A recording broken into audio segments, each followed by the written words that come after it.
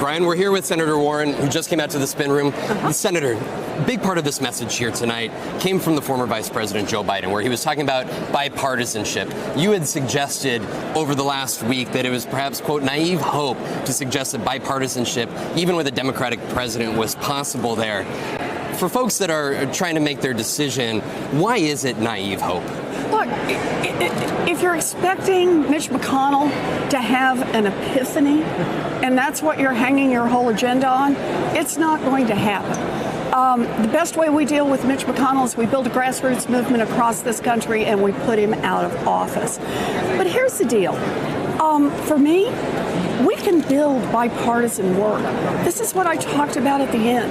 But let's focus on the things that unite Americans. I've got 3 older brothers. They're all retired, all back in Oklahoma. One's a Democrat, 2 are Republicans. You know what unites them? Amazon. Because they're furious that Amazon makes $10 billion in profits and pays nothing in taxes. They are all in on an anti-corruption bill, and I've got the biggest anti-corruption plan since Watergate. Let's build on the things we want to do together. Outside of your anti-corruption bill, you have a lot of other big plans and proposals here, particularly Medicare for All, college tuition. How do you ultimately get that passed? You've mentioned passing the filibuster, yet at the same time, that it seems to suggest that you are not looking for support from Republican colleagues. How do you then go and make that message next November to Republican voters and independents that you are going to be there to represent them? Look, we just impeached a president yesterday. The country did.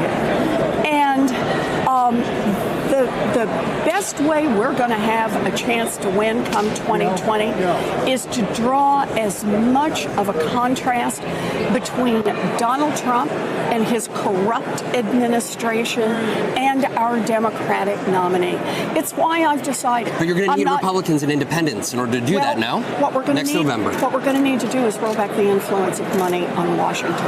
And that's true for Democrats, Republicans, and independents. But you're going to need those Republicans and independents. We're going to need to roll back the influence of money on campaign contributions, on lobbyists, on lawyers, on bought and paid for experts, on think tanks. That's why I have a big anti-corruption plan. And I'm going to get people across this country. I'm going to ask them after I'm elected, push, help me get through an anti-corruption bill first. Because if we can disrupt the influence of money on Washington, if we can actually hold Congress accountable to do the work of the people, there's an amazing list of things we can do. You're talking about the influence of money, and part of your back and forth with Mayor Buttigieg today was over his fundraisers that he has held there. Does he not have a point, though, that it's going to take all the Democratic resources possible to win? The campaign's apparatus of the Trump campaign has already raised several $100 million. They have $150 million on hand. You have about $25 million. Does he not have a point? We have to build a grassroots movement across this nation. And we have to be able to say credibly to the American people that unlike Donald Trump, who sold an ambassadorship for $1 million, who appointed his cronies to those spots, who has helped out the wealthy and well-connected one time after another, we have to make the credible case we're here on the side of the people, that we're actually going to fight to block the corruption. We're going to fight to expand Social Security by a couple of $100 a month. We're going to fight for a 2-cent wealth tax. Those are things Democrats and Republicans both support. You're 46 days away from the Iowa caucus, and that's why I think I'm asking these contrast questions here. When it comes to the numbers, Medicare for All, Joe Biden, as well as Pete Buttigieg, putting forward a plan in which they would allow a public option to be presented. Would their numbers work? So here's the problem. 36 million Americans last year couldn't get a prescription filled, and that's people with health insurance and people without, because they couldn't do the co-pays, they couldn't do the deductibles, because some of the prescriptions weren't covered. Let me finish. By the insurance companies.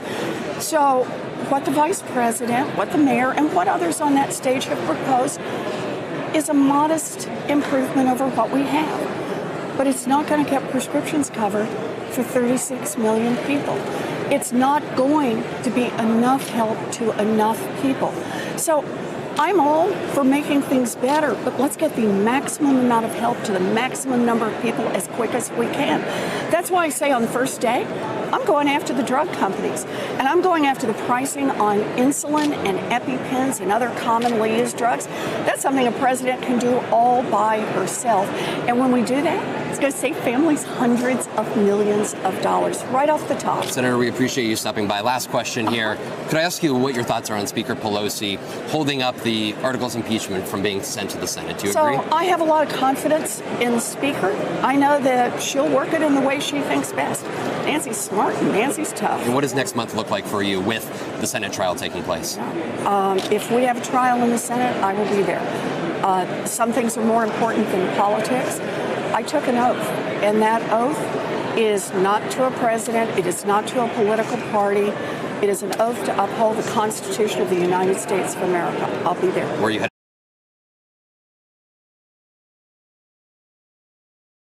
Hey there, I'm Chris Hayes from MSNBC. Thanks for watching MSNBC on YouTube. If you want to keep up to date with the videos we're putting out, you can click subscribe just below me or click over on this list to see lots of other great videos.